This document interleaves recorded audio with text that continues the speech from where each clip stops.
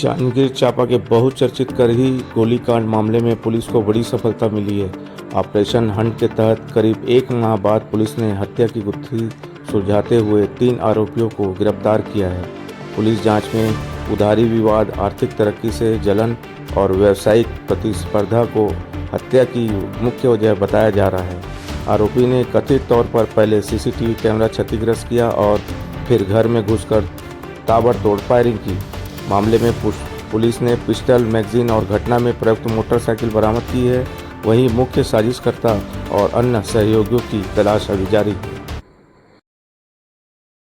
23 अप्रैल 2026 की रात ग्राम करही थाना बेर्रा में एक हत्या हुई थी, जिसमें एक आयुष कश्यप नाम के व्यक्ति उसकी घर में घुसकर कुछ लोगों ने गोली मारकर हत्या की थी और उसके भाई को गोली लगी थी, जिससे वो घायल हुए थे। आज उस हत्या के केस का हमने खुलासा किया है, जिसमें कि 3 आरोपी हैं, भूषण बघेल, अमित टंडन और हेमंत कुमार बघेल। ये दोनों ग्राम करही के रहने वाले हैं।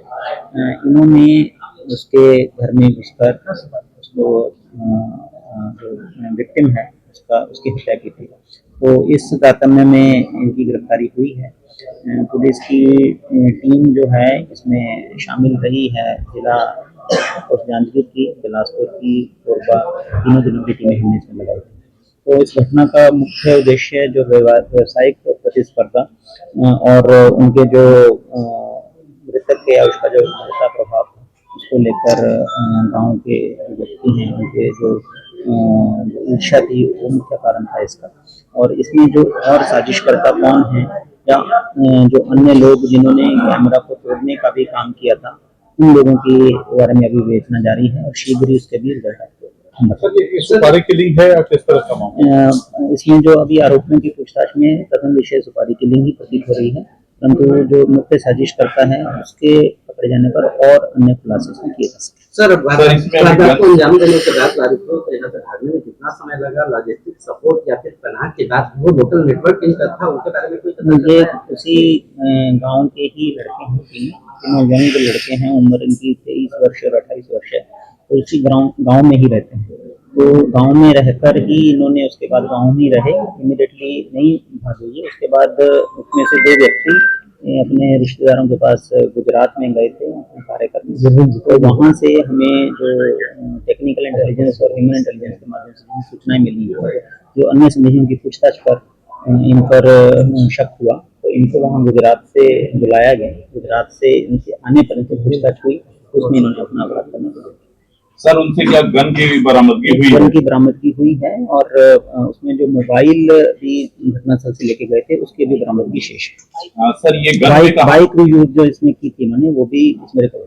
सर, गन उन्हें कहाँ से प्राप्त हुआ था? क्योंकि ग्रामीण अंचल है और ऐसे में गन इनके बयान के मुताबिक जो गन है, इनको जिस व्यक्ति ने इनको घटना अंजाम करने के लिए बताया गया था, उसके द्वारा प्रोवाइड की गई थी। तो इसके बारे में बेचना भी पेंडिंग। सर, ये लगातार इस तरह के ये दूसरी घटना है, गोलीकांड होता है, तो वो सिर्फ ये मोहरे पकड़े जाते हैं या हथियारों का सिंडिकेट है, उनका बैकएंड नेटवर्क तक पुलिस नहीं, बिल्कुल पूरा तह तक पुलिस जाएगी। जहाँ से भी ये हथियार आया था उसके बारे में भी जांच की जाएगी और जितने भी लोग इसमें शामिल होंगे किसी को बख्शा नहीं जाएगा। सर, कितने में डील हुई थी और कितना? वो अभी जो साजिश करता है उसकी गिरफ्तारी के बाद ये चीजें ये बता रहे हैं, ये बता रहे हैं, लेकिन इनकी अभी तस्दीक होनी बाकी है।